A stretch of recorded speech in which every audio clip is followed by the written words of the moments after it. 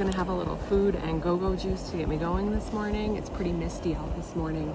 It doesn't say it's supposed to rain today, so this may just burn off. This will be boil number 9 for me. I know they say that they can last 10 to 11 boils. I have used it twice a day except for day 1, day 2, and then today, day 6.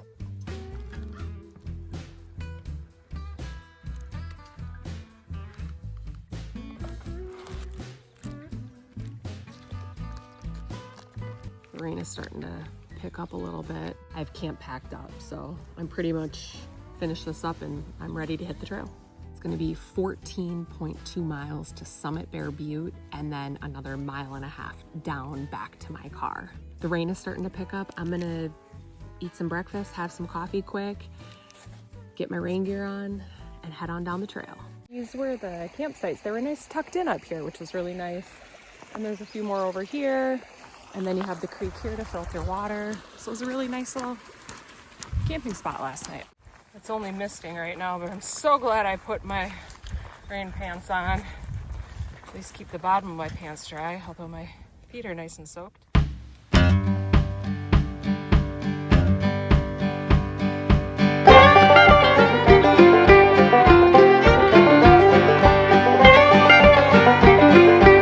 The mist out here this morning is so pretty. I just saw 2 white-tailed deer run away. They've been hard to catch on video because they run away so fast. But I've seen them multiple times a day, every day. I was thinking last night as I was laying in my tent, some of my favorite things and areas on the trail and just kind of going back through it in my head. One of my favorite areas on the trail was the Black Elk Wilderness. That was really beautiful. My least favorite was the ATV section. No shocker there. And the 1.5 mile road walk, if you will, into Alkali Creek. The highway was right there. It was really noisy. It was really muddy and going through that tunnel. But Alkali Creek campground was really lovely. I learned that bison are scary, to me at least. My favorite camping spot was where I camped on night 4, just south of mile marker 89. I was up at the top of a ridge and it was just a perfect campsite. I can't really say that I have a least favorite camping site. If I had to pick, it would probably be Legion Lake, but that's the campsite itself. I can't knock it too much because I had that bathroom and it was a little sanctuary for me in the cold, snowy morning to get me reset to get on trail in the snow. It's really hard to pick a least favorite spot. My hardest day on trail was day 2. It was a 25.5 mile day for me. I had not slept the night before and had that heavy water carry with 4 or 5 miles of hills leading to my campsite. I was so gassed that day. Today will be my easiest day on trail. One, I'm coming off trail, which always makes it easier. And it's my lowest mileage day. 14.2 trail miles, 15.5 total miles. I had also got thinking back to my morning shuttle from Bear Butte. I was so nervous that morning. It was raining cats and dogs when I met Bridget at Bear Butte. And when I saw her, she said, "Get in the car, let's talk." And I'm like, oh no, what happened? What's gonna happen? And she pulled up the phone and showed me, what was going on at Hill City. There was several inches of snow there, and she just wanted to make sure I wanted to continue and that the other group of 6 that were going out had canceled. Being solo out here, you just don't know what the right decision is, but I knew that I was equipped to handle whatever came my way, and I was eased a little bit as I drove. Weather kind of lightened up. It wasn't snowing. It was lightly raining. All of that eased my mind a little bit. Pushing myself outside of my comfort zone is something I try to do on the regular, and coming through on the other side of it, you just feel a lot stronger and like, okay, I can handle this. I can do it. When I was in the car with John, he was running down, giving me information on the trail, and he mentioned when you get to Bear Butte that most people stop at their car, drop their pack, and then go up and summit. I thought about that for a second, and it just didn't seem right to do that. Leaving my car to go into the shuttle was like leaving my sanctuary. And I feel as if I go to my car first before going to the summit, that I'm almost going back to a place of comfort before I've earned the end, if that makes sense.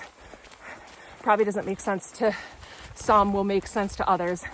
No judgment on anyone else who does that. It's just in my line of thinking, it's like I've carried this pack this whole time, and to go back again to a place of comfort or my sanctuary and be there, that's kind of like the end point to me. Even though Bear Butte's the northern terminus, the end point to me is getting to my car. That's going to be kind of like the I made it moment. I don't want to have that moment before I finish this trail. So me, my pack, and the pink little rock that I picked up in Wind Cave to symbolize bringing my son Jack with me on this trip. The whole gang's going to the top to finish this trail. I just got a message that my iPhone storage is full, so I had to pull over trailside real quick and delete some stuff. I was like, no, I can't. Right before I'm ready to wrap this up, I need to be able to finish this hike.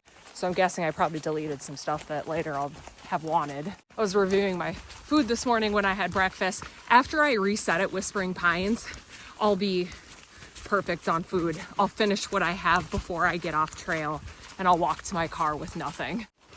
I'll also add regarding food is be conscious of what you're packing in the temperatures. So for example, bars like RX bars are going to be out in these cooler temperatures, are going to be really, really hard to eat. I specifically chose bars that were a little softer, that even in the cool temperatures, they would be okay to eat. My Oreo cookies did not hold up very well in a plastic bag. So also think through that you're shoving your food bag in and out of your pack, and anything that could get crumbled in there is likely going to. Coming through Fort Meade, it's very fitting considering it's Memorial Day weekend. I'm going to take a moment here to honor those who have served, are serving, will serve, and those who have died for our country. It's a very good reminder that freedom isn't free.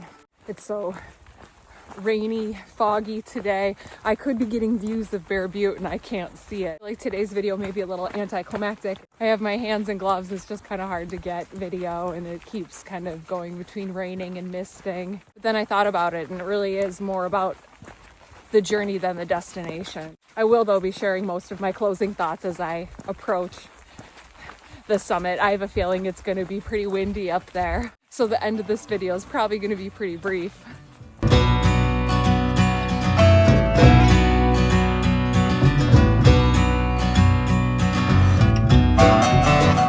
Just thinking about all the kind people that I met along the way. I want to give a thank you to John and Bridget for the shuttle and all of the guidance and information about the trail. You guys are really wonderful. It was really a pleasant surprise to run into Claire and be able to spend some time with her at Whispering Pines. I also met Jason. We played a little game of leapfrog. We also stayed at Alkali Creek last night, so this morning we wished each other well on the summit and our journeys back home. I always look forward to seeing who I'll meet on trail. Everyone's always so amazing, and I love hearing stories and meeting different people. It really is part of the reason I come out here.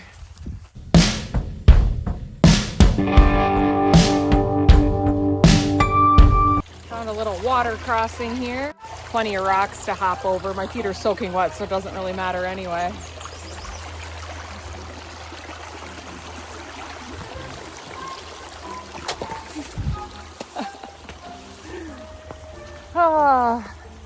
I'm surprised I didn't fully fall in. I'm such a klutz. I'm actually surprised I haven't fallen quite a bit more on this trail. The mist seems to be burning away a little bit. Sun is trying to peek out. No views of Bear Butte yet, though. Just came up and over that hill. There it is, Bear Butte. Still 7 trail miles away.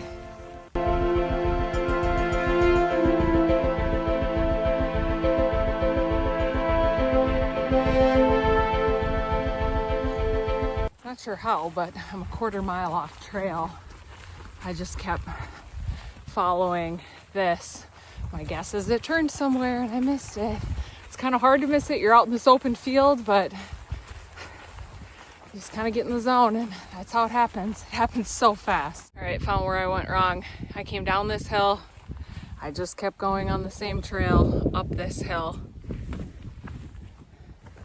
The trail goes this way to the left. There is, I mean, when I'm coming this way, there's this here, but it's not facing the direction I was coming. It's coming the other way, and it's got an 89 with an arrow written on it. So that one was really easy to miss, and I was probably almost half mile down, so that's a mile lost right there.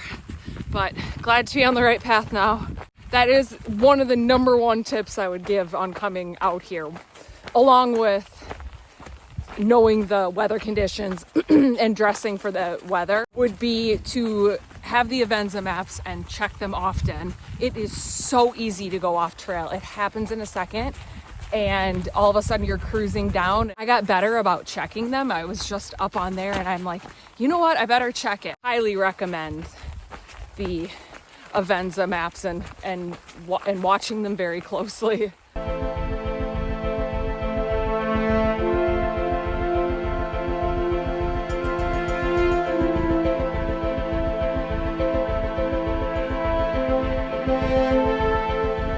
Keep getting closer. It's getting bigger. I've been reflecting more on my journey and just keep thinking when I drove in here that morning and getting dropped off at the trailhead, how intimidating it is to basically be dropped off in the middle of nowhere with your house on your back and you have to walk 124 miles back to your car. I haven't even completed this hike yet, but I'm already considering how much fun it would be to do this trip again but go southbound.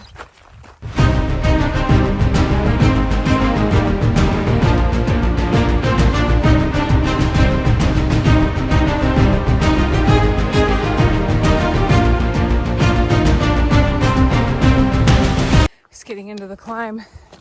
It's Saturday, so it's pretty busy here. I don't know how much footage I'll get of actually going up.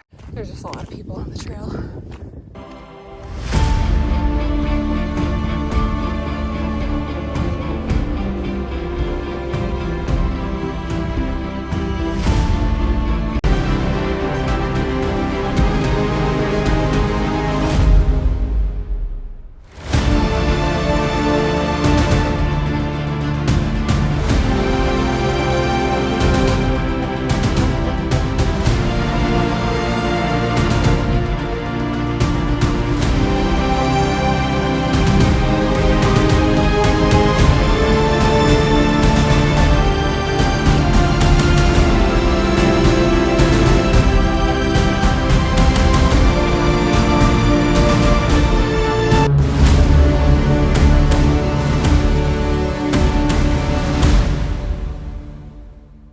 This is the end.